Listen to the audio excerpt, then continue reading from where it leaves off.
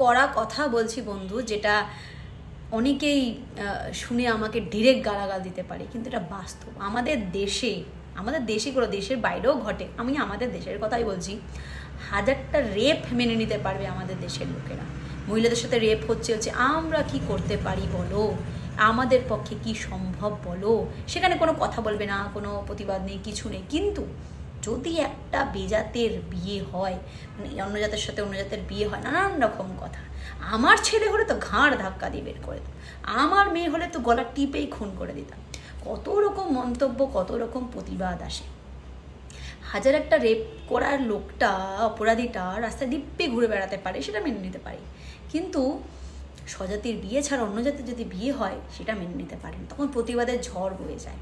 হ্যাঁ, দেখবে এই জাত করা লোকেদের মধ্যে যদি কেউ হসপিটালে ভর্তি হয় না এবং এমার্জেন্সি ব্লাডের প্রয়োজন হয়, কাউকে খুঁজে পাবে না, কেউ আসবে না রক্ত দিতে, তখন কেউ জাত করবে না। কিন্তু যদি ওই জাতের কারোর মাথা ফাটিয়েছ বা কারো যদি মাথা ফেটে রক্ত পড়েছে, মারামারি হয়েছে, তবে রক্ত গঙ্গা বয়ে দেওয়ার জন্য কিন্তু প্রচুর লোক আশেপাশে ছড়ে আসে।